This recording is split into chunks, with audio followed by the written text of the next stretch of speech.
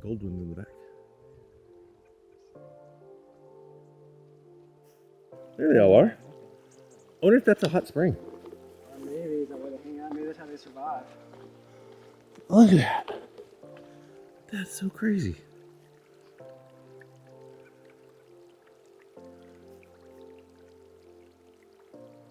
I've never seen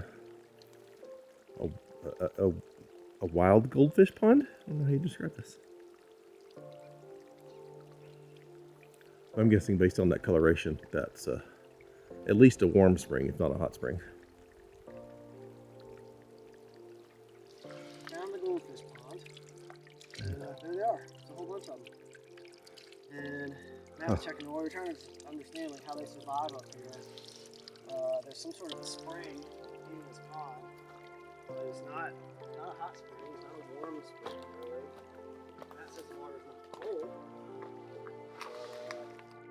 But, Okay, it's warmer here. warmer up there. It is warmer here.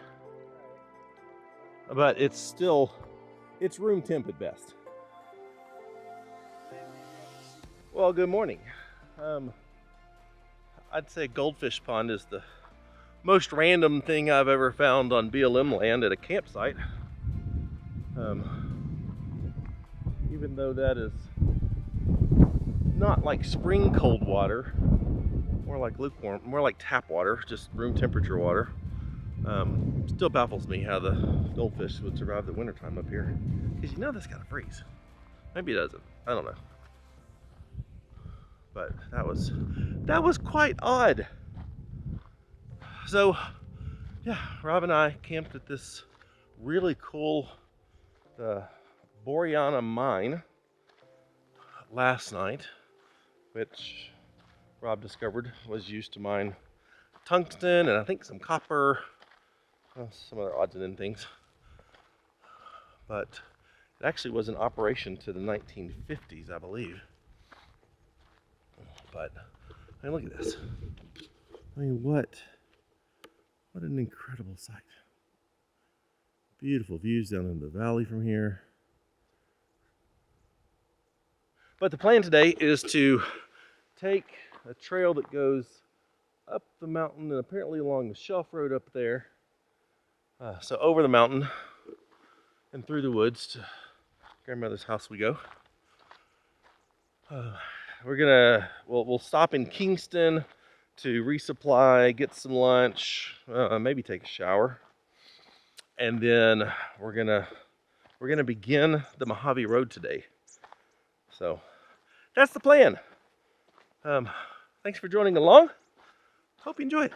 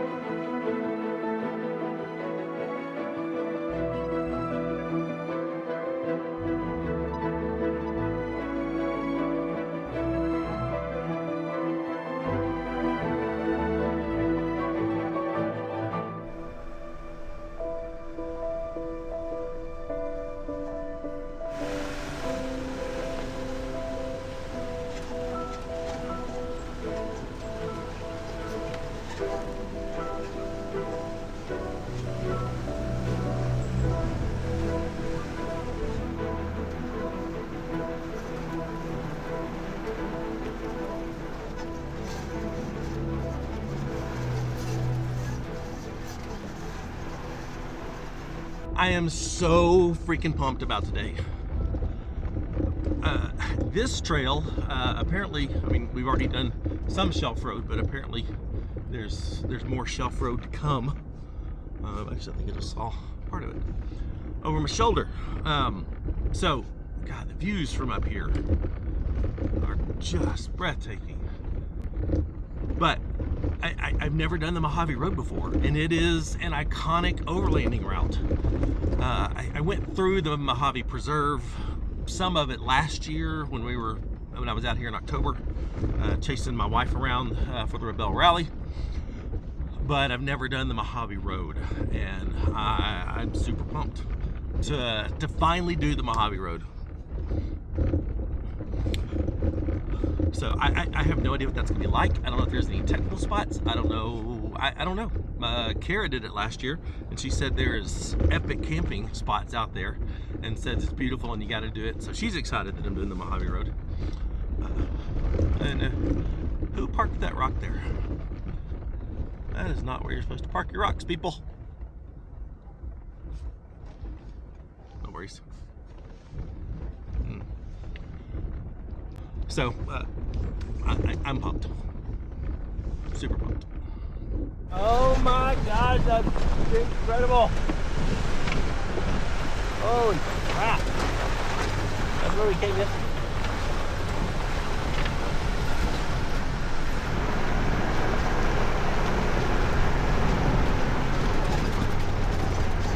As far as shelf roads go, this one isn't bad. It's nice and wide. Does it get sketchier further along? I don't recall it getting sketchy like the one that we did yesterday. It's not as narrow, I don't recall. It just, feels exposed. But yeah, it's not too bad. Normally for this type of trip, I am solo. It has been a really nice change of pace to have Rob with me out here running all these trails, exploring these areas. He's been on this trail before, but a lot of what we've done has been brand new to him too. So it's been a nice change of pace to have a friend to talk to. I mean, not that Izzy and Milo aren't great conversationalists, because they've been fantastic pups on this trip. But sometimes it's nice to, be able to speak English to somebody, and they speak English back. Somebody coming at us. We're going to try to find a pullout somewhere. Oh. Well, that sounds fun on this trip. Oh, now I've got low fuel. We do have a little bit of a challenge in that our fuel, both of our fuel is low. Mine is lower than his because mine is gas, his is diesel. We don't know where the side by side went.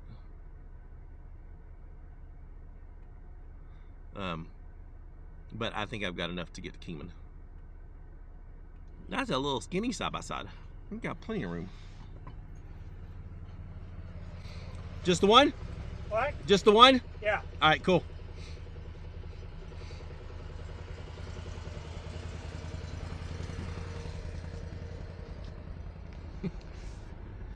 He had plenty of room on his side, but it was on his passenger side, and I think he was a little nervous.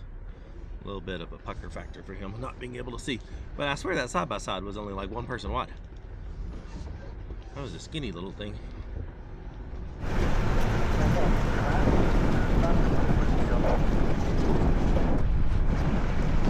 Honestly, the most dangerous part about this road is wanting to constantly look over your shoulder at the views.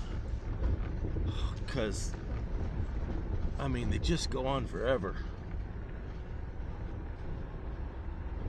But then it tends to pull you just a little close to the edge, and then you kind of clinch up a little bit and turn back. But God, it's amazing. Well, in typical fashion, we turned a corner, and now we're kind of up here on a flatter area in some pine trees now, and a little forest. That's new.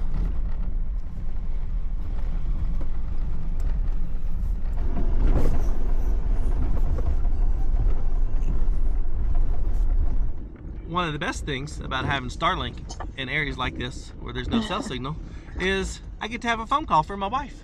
Say hello, babe. Hello. Are you having a good time at the training?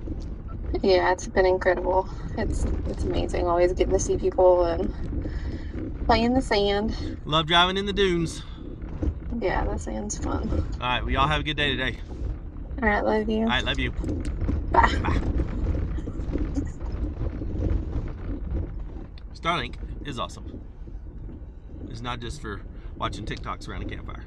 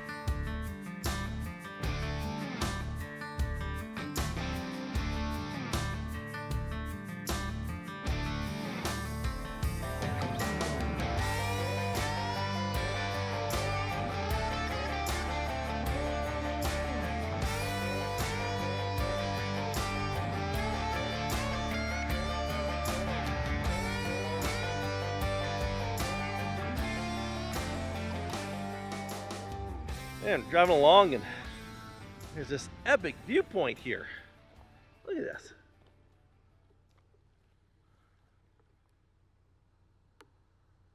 Look at all the different layers of mountains you can see in the distance. I honestly don't think Arizona gets the recognition it deserves. It is such an incredible state. I love this state.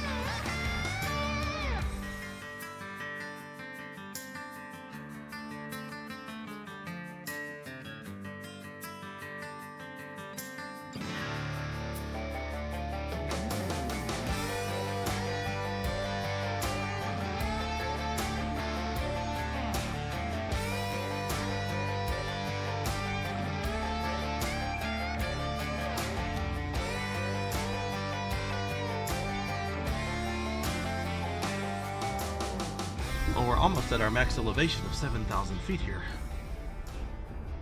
And I gotta say, so far of this journey, this has been my favorite trail. It has just been breathtakingly gorgeous.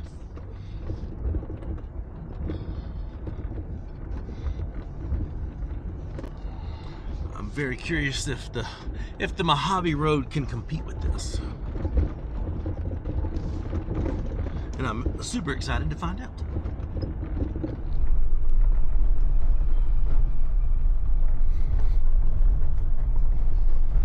All right, well, we've reached the highest point on the trail and now we go down.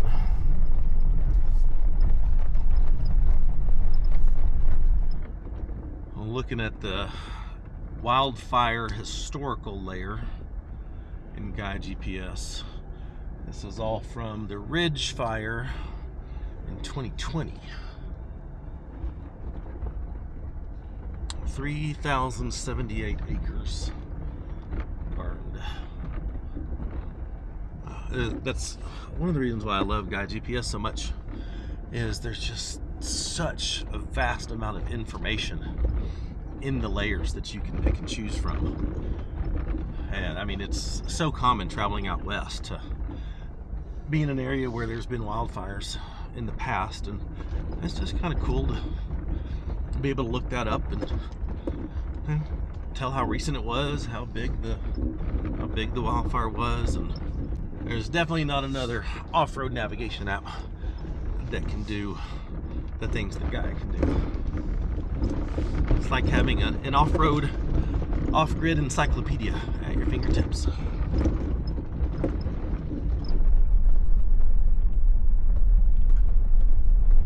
Going down this backside is completely different than coming up the other side.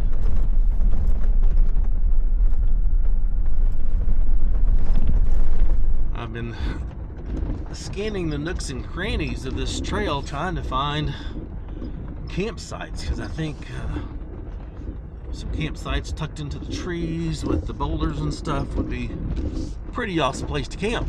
But so far the terrain hasn't had any spots flat enough for there to be a campsite.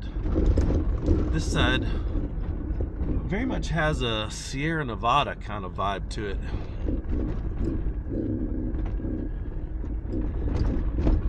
It's just so very different than where we were on the other side of the mountain. It's crazy. I feel like I've been transported to Northern California.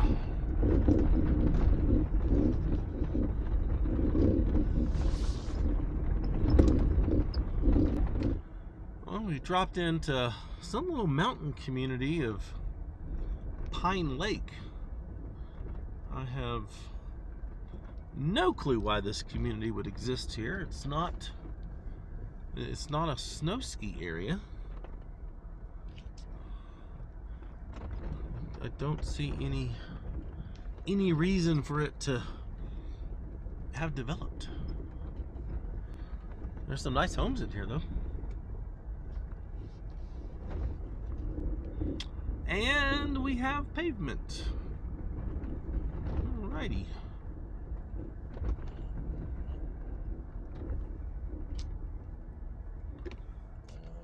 There's a fire department.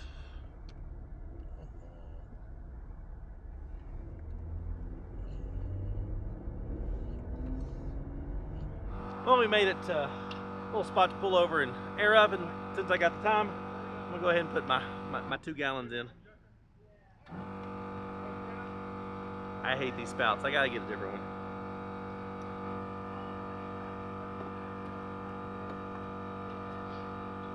These things suck so bad.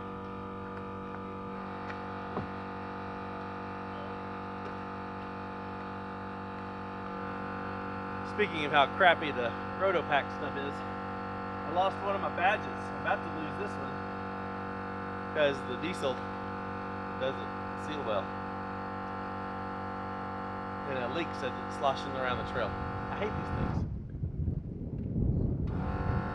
We've made it to the beautiful little town of Kingman, Arizona. I've always wanted to come here.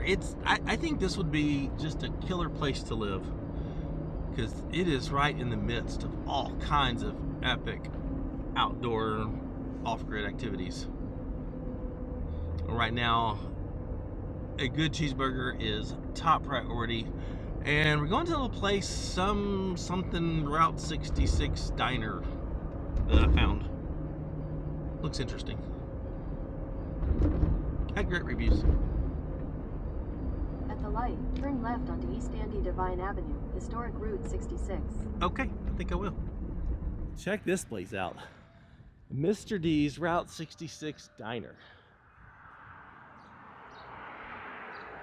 Look at these.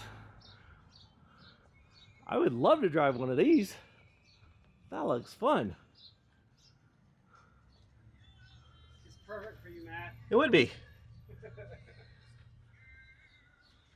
A little lift, put some 35s on it. I think it'll be awesome. We can trade the Check this out.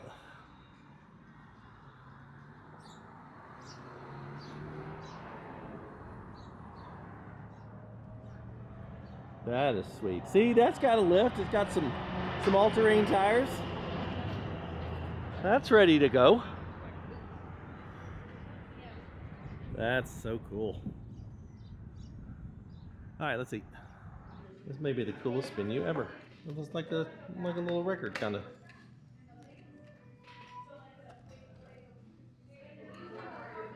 I got the patty melt and onion rings. Those onion rings look amazing. All right, we've got full bellies, full gas tanks, full fridges, and we even took showers. First time I'd ever had a truck stop shower. 7 out of 10. Would do it again. And now we're heading to Mojave Road. The wind is vicious. Yes. Yes, the wind is horrible.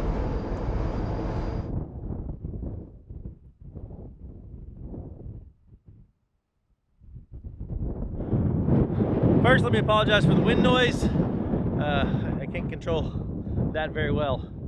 But we are officially at the start, or at least everything that I've researched says this is the official start of the Mojave Road. We are giving ourselves 2 nights, 3 days to cover the Mojave Road. We're getting a very late start. It's almost 3 p.m.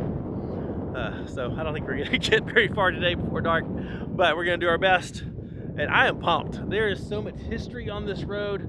I mean, this is an iconic Overlanders route.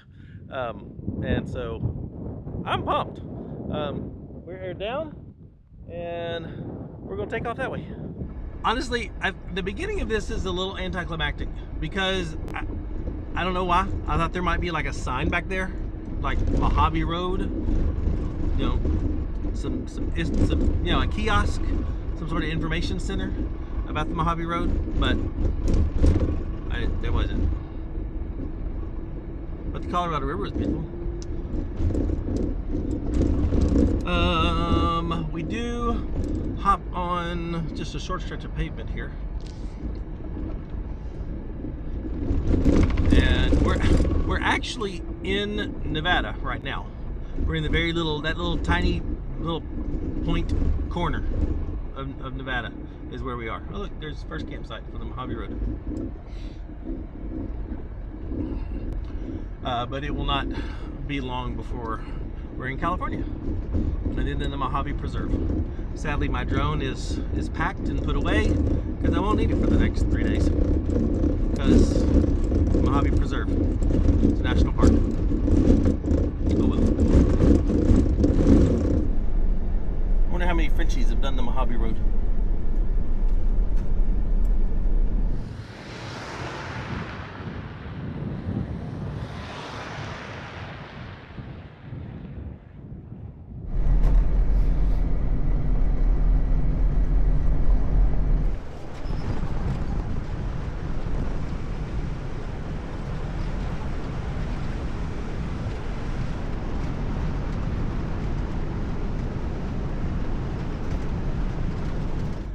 I am genuinely curious how long it's going to take us. Like I said, we've allowed ourselves 2 nights, 3-ish, 2.5-ish days to do this. The Mojave Road is 147-ish miles long, and I don't know if this is going to be, you know, fast desert driving, if it's going to be slow.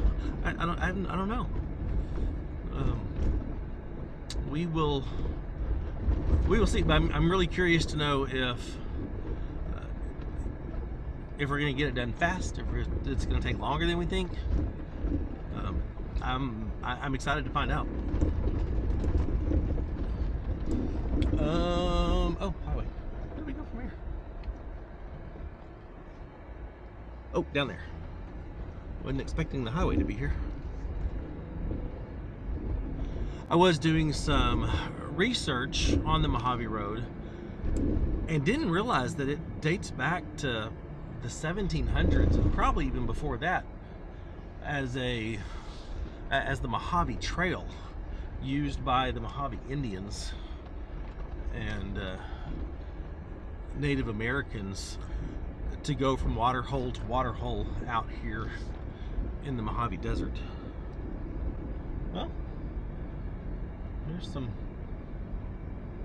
campsites right off the bat. I don't think I'd want to camp out here next to the highway. I think there's campsites galore on this thing. So I don't know. A ton of history. We're gonna go see what we can find, and this is gonna be great.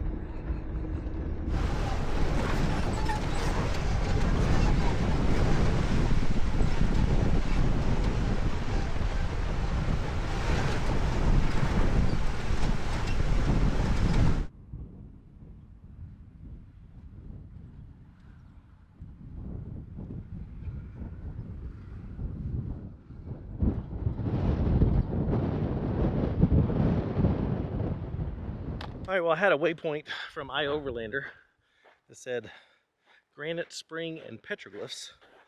So we pulled over here. It also make for an epic campsite here. Yeah, there's some petroglyphs right there. Right there. Some little There, up squiggly. there. How they get up there? I think aliens. Oh wow, way up there. Look at that. Yeah. Okay. Like, how they getting up there to draw what looks like a football field? That's a football field.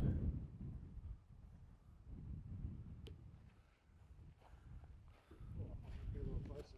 Huh. I don't know if there's any more. I don't know. Well, there's supposed to be a spring through here, but I'm not so sure about that.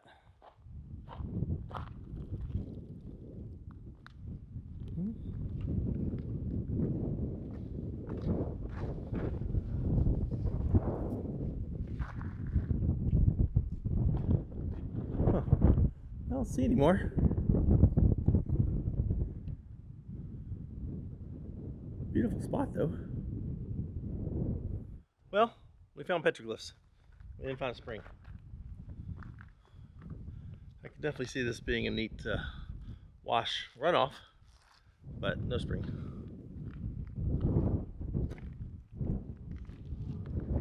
But if it was later in the day, this would be a sweet campsite.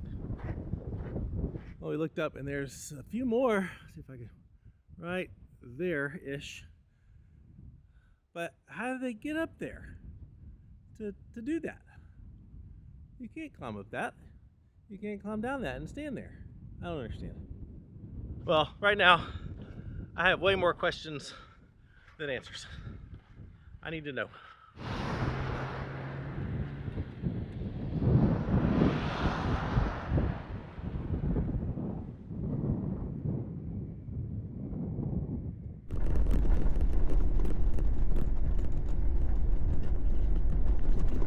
If you saw my videos on the Ozark Overland Adventure Trail and redoing all those 5 days, and I was excited because Gaia GPS has put the Ozark Overland Adventure Trail into the Gaia Overland layer. So it's just there. It's on the map for you to follow. Well, the Mojave Road is also baked in to the Gaia Overland layer. So that's what we're following. I've also got Kara's route that she did last year, and I've got all of her waypoints. So I've got both, and that's how we're navigating our way through the Mojave Road.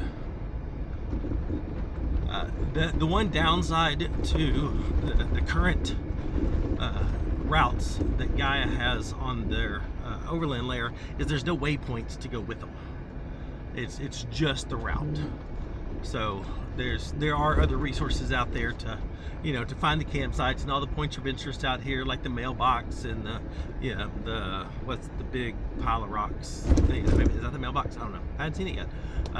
But there's a lot of other resources to find all those points of interest and campsites that are already marked and that sort of stuff out here. But I've got Kara's, so I'm good. But yay for Gaia for having it baked in to the overland layer. We're about to cross the California state line. And welcome to California. Looks the same as Nevada. Wait, is this stick it? Maybe this stick it. Nope. I just hope the liberal doesn't rub off on me out here in the desert. Oh wow, what's this? That looks fun. Whoa, whoa, that was big.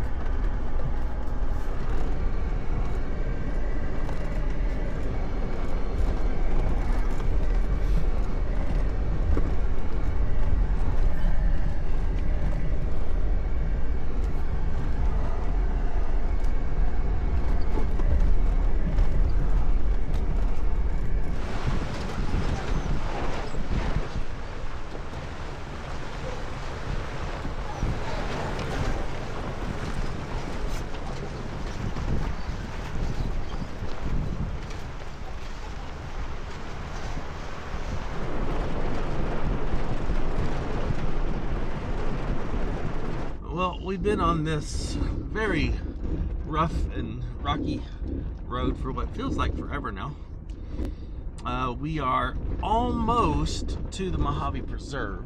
Right, so far we've just been in Overland, and we're going to take an offshoot up here that basically goes behind that little volcanic-looking hill over there, and there's some sort of old fort back there, and we're gonna go check it out. And I gotta stop doing these east-west trails in the evenings, because this traveling west is painful when the sun goes down, and it's just in my face non-stop. I don't like it. I need to pick more north and south trails.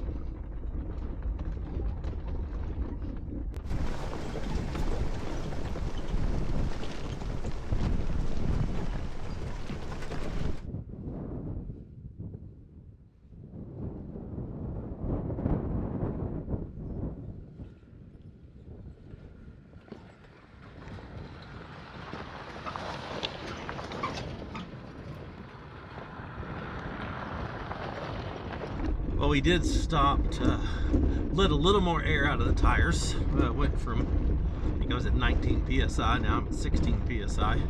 And I dialed my adjustable shocks back 3 clicks, and it seems to have helped dramatically. Rod did get a report about a wind advisory in this area for, I think, the next 24 hours or something, so that should be fun.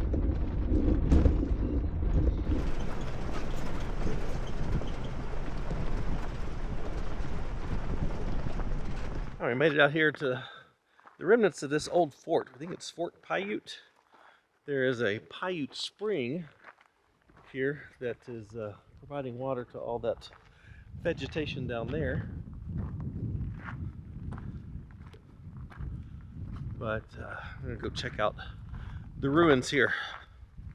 Well, Fort Paiute, built to last. About that. I don't think it lasted. I think just the foundation lasted. Built in late 1800s, 1930s. 18 soldiers stationed here. Military escort for the mail route. Wow. Man, these are some thick walls.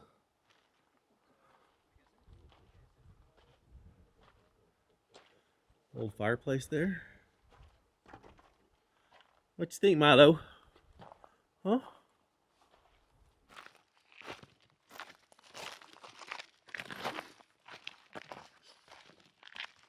There's some other. I don't. This just looks like stacked rocks, not actual rock walls built up for a building. So I'm not sure, but it's cool.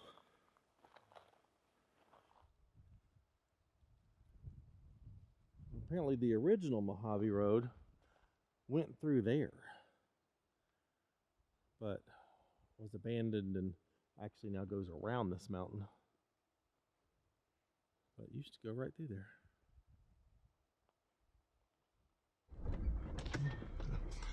Well, that was fun. We spent some time talking to the folks down there with the beautiful 93 Defender and the Tacoma with the 4-wheel camper. Looks like maybe a Project M on the back. Very nice folks. They are on the back side of the Mojave, so they'll be finishing it up tomorrow. They're coming the other direction.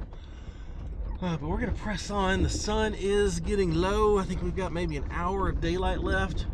We're gonna try to get around this mountain and find camp on the other side of it. Not sure if we'll make it there by dark, but we'll see. The views here are incredible. We were actually considering camping here at the ruins, but didn't want to invade their space. All right, we're gonna see how fast we can get around this mountain. We got about 5 miles to get to where I think we'll find some good places to camp. So let's see how long it takes us to get there. Maybe we can make it there before dark.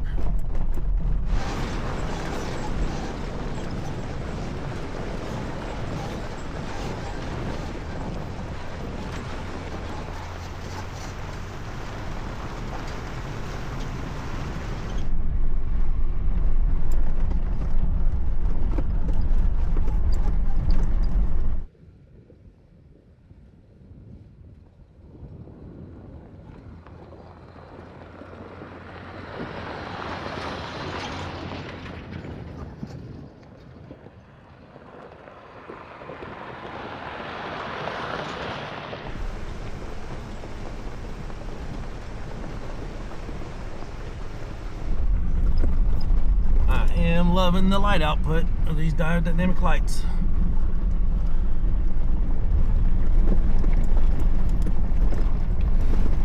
I don't think we're gonna make it before dark.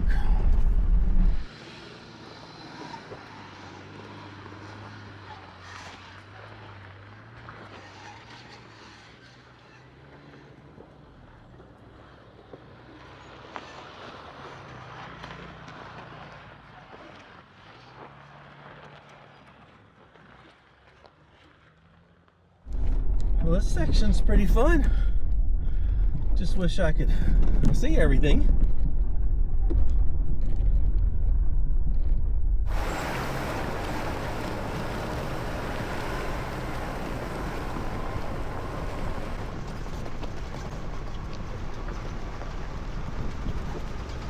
All right, well, we found what we think is an epic camp overlooking an incredible bluff line ravine thing through here. We won't know until in the morning. But it is stupid windy. Like unfortunate windy.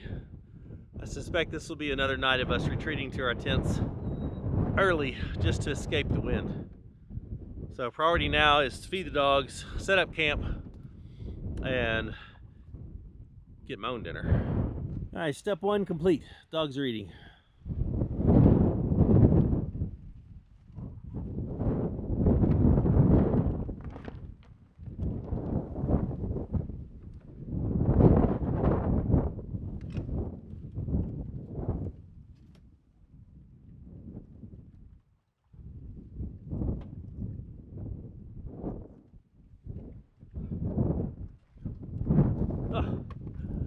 I love the fact that the tent fabric on the Intrepid is so tight, it doesn't shake around in the wind.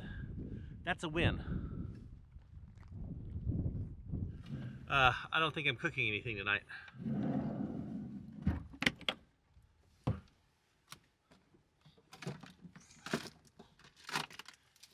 It's a great night for charcuterie. And some different cheeses. And some crackers, and some of this. That'll do.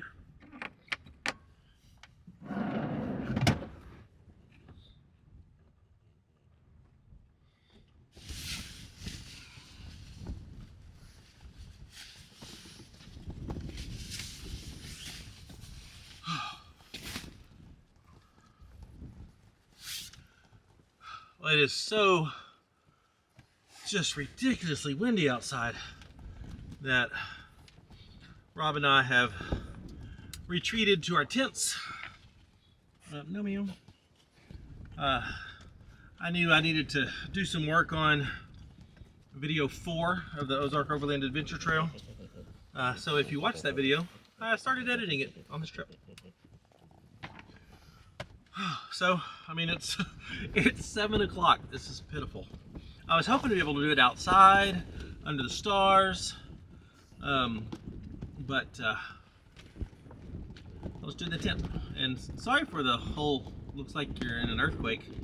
I hung the camera up, but the wind is shaking things around decently. So anyway, I'm gonna get to work.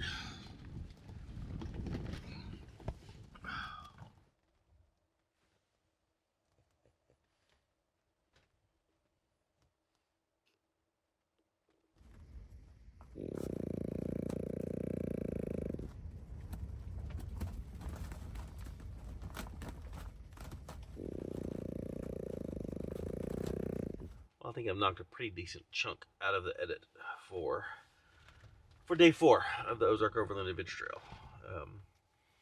Man, when that wind hits, it just kind of rocks the whole truck back and forth. Tomorrow should be interesting because the wind advisory lasts through tomorrow, and the winds are supposed to pick up after midnight, and it's now 9 o'clock. So be sure and subscribe because tomorrow will be the next video. And check and see if you're subscribed, because a lot of people think they're subscribed, but for some reason YouTube dropped them. So just double check. And if you would like the video, please, if you did, and if you're interested in maybe supporting the channel, gain access to special events, special content, all of our GPS data that we've been doing on this trip. Check out the Patreon link in the description, and for all of our merchandise, go to shopoverlandapparel.com. I think I'm going to put my computer away, take the dogs out one more time, and basically go to bed. See you tomorrow. Thanks for watching. Bye.